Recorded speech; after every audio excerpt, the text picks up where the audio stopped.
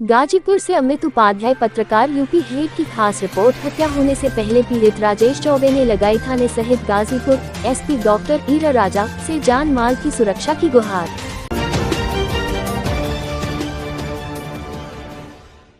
शिवपूजन बाबा आश्रम के सचिव राजेश चौबे की हत्या कराने का षड्यंत्र, गाजीपुर पुलिस की कानून व्यवस्था पर सवालिया निशान।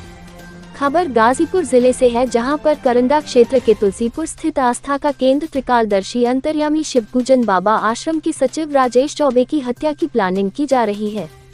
राजेश चौबे ने करंदा थाने समेत एसपी से शिकायत कर जान माल की सुरक्षा की गुहार लगाई है। दरअसल हुआ कुछ यूं था कि बीते 3 अक्टूबर अचानक सैकड़ों से अधिक लोग लाठी डंडा लेकर सचिव राजेश चौबे पर कहर बनकर टूटने ही वाले थे कि चौकी इंचार्ज समेत कई थानों की फोर्स धमक गई। विश्वसनीय सूत्रों की माने तो भोले भाले ग्रामीण कुछ लोगों के बहकावे में आकर प्रदर्शन कर रहे थे। दिव्य लोक आश्रम के सचिव राजेश चौबे ने प्रेस वार्ता में बताया कि नवरात्र के पहला दिन अपने शहर स्थित आवास से शिवपूजन बाबा आश्रम पर कलश स्थापना करने के लिए पहुंचा। तभी एक सोची समझी साजिश के तहत कुछ लोग लाठी डंडे लेकर हमला करने के लिए आमादा हो गए। तभी दर्शन करने आए भक्तों ने किसी तरह बीच बचाव किया। उन्होंने बताया कि पिछले कई महीनों से इनोवा गाड़ी से चोरी हो रही थी। तभी पिछले रविवार को दीनापुर निवासी हिमांशु नाम का युवक पकड़ा गया। पुलिस पूछताछ में हिमांशु ने दीपक नाम का एक युवक को बताया।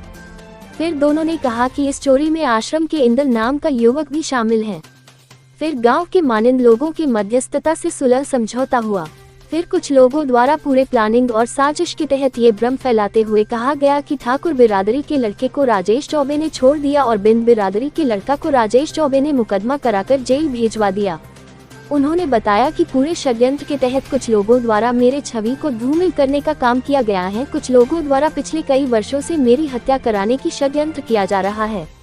उन्होंने बताया कि मेरे द्वारा तहरीर दिया गया है और शासन प्रशासन पर पूरा भरोसा है कि न्याय मिलेगा।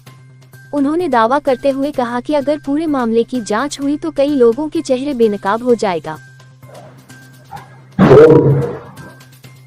अपना परिचय देते हुए आप बताएं कि कल दिव्य लोक आश्रम पर किस तरह की घटना घटी। मैं सचिव दिव्य लोक आश्रम राजेश चौबे। कल नवरात्र का पहला दिन था और मैं गाजीपुर अपने आवास से माँ दुर्गा का पूजा करके आश्रम पे कलश स्थापना के लिए निकला। और जब मैं आश्रम पहुंचा और जब ही मैं अपनी गाड़ी को खड़ी कर रहा हूं, वहां पे लाठी डंडे के साथ महिला और पुरुष थे और उनका पूरा सुनियोजित एक प्लान था और उसके तहत उन लोगों ने हमला करने का प्रयास किया। पूर्व से जो भक्त वहां इकट्ठे थे उन लोगों ने बचाव किया। और क्या था? एक चोरी पिछले 12-14 महीने से आश्रम की इनोवा गाड़ी से हो रही थी। उसी चोरी के संदर्भ में पिछले रविवार को दीनापुर का एक लड़का पकड़ा गया, हिमांशु नाम का, और उसने अपने एक पुलिस के पूछताछ के दौरान उसने दीपक नाम के एक और लड़के को बताया। और जब इन दोनों से पूछताछ हुई तो इन्होंने कहा कि इस चोरी में आश्रम का इंदल भी हम लोगों के साथ सम्मिलित है। इस पे पुलिस ने अपना पूछताछ किया और गांव के लोगों ने बीच बचाव करके इस प्रकरण को इस बार लड़कों को माफी देने की बात बड़े जोर शोर से कही और कही कि इस घटना की पुनरावृत्ति फिर नहीं होगी।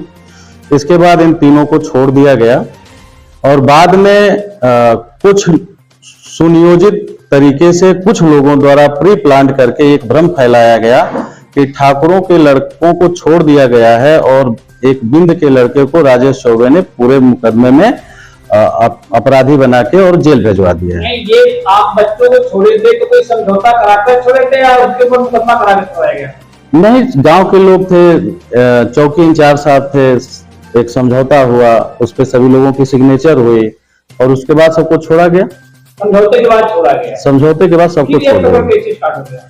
अब कुछ लोगों की पिछले कुछ सालों से अपनी कुछ योजनाएं रही हैं और ये प्रशासन का विषय है और हमने भी तहरीर दे दी है और जांच में मुझे पूरा भरोसा है कि जिस तरह कल प्रशासन के चौकी इंचार्ज और थाना अध्यक्ष महोदय और जिले की पुलिस ने आके मौके पे एक जो अप्रिय घटना घट सकती थी, हत्या हो सकती थी, कुछ भी हो सकता था, बलवा हो सकता था, क्योंकि भीड़ की आड़ में, महिलाओं की आड़ में, बच्चों की आड़ में कुछ लोग मेरी हत्या कराना चाहते थे। आश्रम को बर्बाद करने के लिए उनका ये सुनियोजित प्लान पहले भी। घटना के पीछे सबसे ज्यादा मुख्य भूमिका किसकी रही?